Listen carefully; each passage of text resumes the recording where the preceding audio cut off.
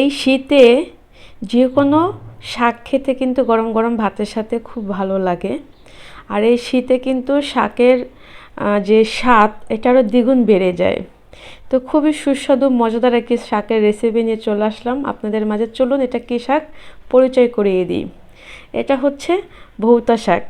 এটা কিন্তু জাস্ট এই শীতে কয়েকটা দিনের জন্যই পাওয়া যায়।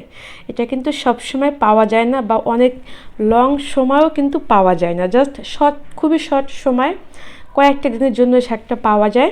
আর এই শাকের যখন ফুল হয়ে যায় তখন কিন্তু আর খাওয়া যায় না। তো সেই জন্য এই সুস্বাদু মজাদার শাকের একটি রেসিপি নিয়ে চলে আসলাম আপনাদের মাঝে। এটা খুবই সুস্বাদু একটি শাক। আসসালামু আলাইকুম, welcome back to my channel, my page. সবাই কেমন আছেন? আশা করি খুব ভালো আছেন। তো এই শাকটা কিন্তু খেতে দারুণ মজা।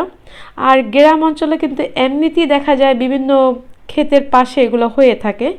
আর আমরা তো শহরে কিনেই খেতে হয়, কিছু করার নেই। তো শাকটা হচ্ছে একটু পরিষ্কার করে বেছে নিতে একটু কষ্ট হয়, কিন্তু খেতে খুব মজা। এই শাকের সাথে ব্যবহার করব দেশি ছোট লাল আলু আর হচ্ছে পেঁয়াজ কলি। এটা মানে আমি আসলে বিশেষ করে খুব পছন্দ করি। আপনারা যারা কখনো এটাকে ট্রাই করেননি, একবার হলেও ট্রাই করে দেখবেন, আশা করি খুব ভালো লাগবে। তো প্রথমে হচ্ছে এখানে আমি একটি কড়াই বসিয়ে দিলাম। এখানে জাস্ট প্রথম আলুগুলো কুচিয়ে নিলাম, এটা বসিয়ে দিলাম। আমি শাকটাকে প্রথমে একটু ভাপ দিয়ে নেব, বা চাইলে আপনারা একসাথেও বসিয়ে দিতে পারেন, কিন্তু এটাকে একটু ভাপ দিয়ে আলাদাভাবে তারপরে বাগার দিলে এটা খুব ভালো লাগে। এক একটা শাক কিন্তু রান্নার এক একটা প্রসেস আছে আলাদা করে। সব শাকে কিন্তু একই রকম রান্না করলে ভালো লাগে না। তো এখানে হচ্ছে আমি আলু আর কাঁচামরিচ দিয়ে দিলাম। জাস্ট আলুটা সিদ্ধ করার জন্য একটু পরিমাণে পানি দিয়ে দিলাম। এবার একটু ভালো করে মিলিয়ে নেব। আর আলু যেহেতু দিয়েছি, আলুর স্বাদের জন্য একটু নুন এখানে আমি ব্যবহার করব। এটা জাস্ট শুধু আলুতে যতটুকু নুন লাগবে অতটুকু পরিমাণ নুন আমি আলুর জন্য ব্যবহার করব। শাকেরটা আমি যখন শাক দেব তখন ব্যবহার করব। তো কে কোথা থেকে আমার ভিডিওগুলো দেখতেছেন অবশ্যই কমেন্টে জানাবেন। আমাকে জানি না, এক ভাইয়া খুব সুন্দর একটা কমেন্ট করছে। আর একটা সম্ভবত হয়তো দাদা হবে, বা কেউ একটা হবে, হয়তো হিন্দু কোনো ভাইয়া বা ভাবি বা আপু হবে। আমাকে এটা খুব সুন্দর কমেন্ট করছে। তো থ্যাংক ইউ এত সুন্দর কমেন্ট করার জন্য। এভাবেই আমার পাশে থাকবেন, আমাকে সাপোর্ট করবেন, আরও সুন্দর কমেন্ট করবেন। তো এই তো দেখতে পারতেছেন এখানে কিন্তু মানে আলুগুলো মোটামুটি একটু সিদ্ধ হয়ে আসছে। এই পর্যায়ে হচ্ছে আমি শাকগুলো দিয়ে দিলাম। শাকগুলো কিন্তু আমি একদম কুচিয়ে নিইনি, জাস্ট শুধু গোড়াটা ফেলে নিছি, ফেলে পরিষ্কার করে ধুয়ে নিছি, এভাবে গোটা করে রেখে দিছি। এটাকে জাস্ট যখন সিদ্ধ হয়ে যাবে তখন হচ্ছে এটাকে আমি খুব ভালো করে একটু ম্যাশ করে নেব। এই শাকটা কিন্তু রান্না করার সিস্টেমটাই হয়েছে এরকম। এটা আপনি হাতের ছুরি বা বটি দিয়ে কুচিয়ে যদি রান্না করেন ওই টেস্টটা পাবেন না। হ্যাঁ, তো এটা সিদ্ধ করে নিলাম। প্রথমে হচ্ছে আমি একবার ঢেকে দেব, তারপরে কিন্তু এই যে ঢাকনাটা তুলে দিলাম, আর ঢাকবো না। যে কোনো শাক বা আমি প্রথমে একবারে ঢেকে দিই, তারপর আমি আর কখনোই ঢাকি না। এতে করে হয় কি, যে শাকের যে সুন্দর একটা সবুজ কালারটা নষ্ট হয়ে যায়। সেই জন্য প্রথমে একবার ঢেকে আপনার যতক্ষণ ইচ্ছা আপনি জ্বালিয়ে নেবেন, কিন্তু তারপর যখন ঢাকনা তুলবেন আর ঢেকে দেবেন না যে কোনো শাক, তাহলে কালারটা নষ্ট হয়ে যায়। আর শাক হচ্ছে আবার বেশিক্ষণ জ্বালালে শাকের যে একটা পুষ্টি গুণমান থাকে ওটাও কিন্তু নষ্ট হয়ে যায়। তো এই পর্যায়ে হচ্ছে আমি শাকে যে পরিমাণ লবণটা লাগবে ওই পরিমাণে নুনটাই হচ্ছে আমি এখানে দিয়ে দিলাম। এবার খুব ভালো করে একটু মিলিয়ে নেব। আর যতটুকু পানি ছাড়ছে, যেহেতু আর ঢেকে দেবো না, এটা টেনে যাবে, এভাবে করে রেখে দেবো। এখন বেশি একটা নাড়াচাড়া করার দরকার নেই, পানিটা ভালো করে টেনে যাক, তারপরে হচ্ছে নাড়াচাড়া করবেন। আর শাক বেশি নাড়াচাড়া করলে শাকের গা থেকে কিন্তু আরও বেশি পানি বের হয়ে আসে। এই জন্য শাকটা যখন গোটা থাকবে ওই অবস্থা রেখে দেবেন, পানিটা খুব দ্রুত টেনে যাবে। তো এই তো আমার পানিটা কিন্তু টেনে যাচ্ছে। এই পর্যায়ে হচ্ছে আমি শাকগুলোকে একটু ছাড়িয়ে নেব, যেহেতু গোটা শাক একদম দলা পাকিয়ে আসছে। বাকি যে পানিটুকু আছে এটুকু টেনে যাক। এখানে আমি একটু পেস্ট কালি দিয়ে দিলাম। এটা অপশনাল, চাইলে দিতে পারেন, যারা পছন্দ করেন, না চাইলে না দিতে পারেন, কিন্তু ভালো লাগে, খুবই টেস্ট লাগে, একবার ট্রাই করে দেখবেন।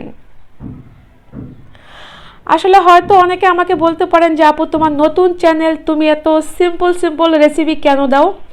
আসলে এই সিম্পল রেসিপির ভিতরেই কিন্তু মানে অসাধারণ মানে সুস্বাদু রেসিপি লুকিয়ে আছে, এটা আপনারা খুঁজে নেবেন। হ্যাঁ, আর এখন কিন্তু বর্তমান যুগে যে পুরানো যে রান্নাগুলো, এগুলো হয়তো অনেকেই আমরা শেয়ার করি না বা জানি না, আমরা একদম ভুলে যাওয়ার পথে।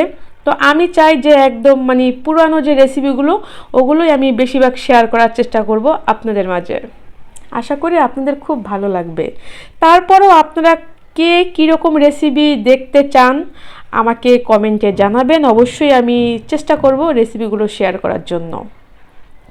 এবার শাকটা আমি বাগার দিয়ে নেব।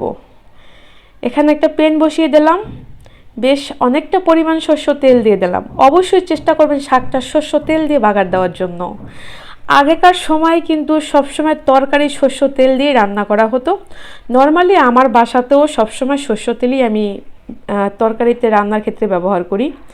এখানে হচ্ছে আমি 2টা শুকনো মরিচ এভাবে করে একটু পিস করে কেটে দিয়ে দিলাম। আপনারা আপনাদের ইচ্ছা মতো গোটাও দিতে পারেন, কিন্তু ভেঙে দিলে ভালো হয়। এই যে যখন তেলে ভাজবেন, সর্ষ তেলের সাথে শুকনা মরিচের যে স্মেলটা মিলে যাবে, এটা তখন যখন শাকটা খাবেন গরম গরম ভাতের সাথে, তখন না সত্যি অসাধারণ টেস্ট, সেটা আর কোনো মাছ মাংস আপনি খুঁজে পাবেন না। তো মরিচটা ভাজা হয়ে গেলে এখানে আমি জাস্ট অল্প কিছু 2 কোয়া রসুন আমি এখানে ব্যবহার করছি, মানে বড় রসুনের 2 কোয়া রসুন ব্যবহার করলাম। এখানে অল্প একটু পেস্ট ব্যবহার করলাম। যারা হিন্দু আপু ভাইয়ারা আছেন, চাইলে পেস্ট বা রসুন দুইটাকে স্কিপ করতে পারেন, শুধু শুকনা মরিচ দিয়ে একটু মানে রাঁধুনি ফোড়ন দিয়ে আপনারা চাইলে বাগার দিয়ে নিতে পারেন। নতুন যারা হিন্দু আপু ভাইয়ারা আছেন, যারা নতুন রাঁধুনি, যারা আপনাদের মতো যদি কোনো রেসিপি চান আমাকে অবশ্যই জানাবেন, আমি শেয়ার করব। আমি কিন্তু আপনাদেরও অনেক রেসিপি ইনশাল্লাহ পারি, আপনারা যদি দেখতে চান আমি শেয়ার করব, যে একদম নিরামিষ কীভাবে পাকাতে হয়, মানে পেঁয়াজ রসুন এগুলো ছাড়া, সেটাও কিন্তু ইনশাল্লাহ আমি পারি। তো আমাকে কমেন্টে জানাবেন যে কীরকম রেসিপি আপনারা চান। তো পেঁয়াজ রসুন একটু হালকা যখন লাল হয়ে আসছে, আমি তখনই কিন্তু এখানে শাকটা দিয়ে দিলাম। একদম বেশি কড়া করে ভাজতে যাবেন না, তাহলে পেঁয়াজ রসুন যখন মুখে চাবান পড়বে তখন তিতা একটা ভাব চলে আসবে। সেই জন্য হালকা যখন একটু ব্রাউন কালার হয়ে আসবে তখনই হচ্ছে শাকটা দিয়ে দেবেন। আর এবার হচ্ছে মেইন কাজ, হ্যাঁ, এই যে শাকটাকে এবার খুব ভালো করে এভাবে ম্যাশ করে নেবেন।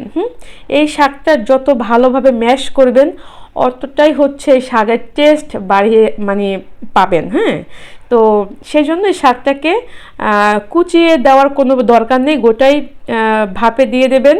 তারপর যখন বাগারের পরে এভাবে করে ম্যাশ করে নেবেন, দেখবেন যে এটার কি স্বাদ, মাছ মাংস তো ধরবেনই না যদি এই শাক আপনার সামনে থাকে। তা আমি খুব ভালো করে এটাকে একটু ম্যাশ করে নিচ্ছি।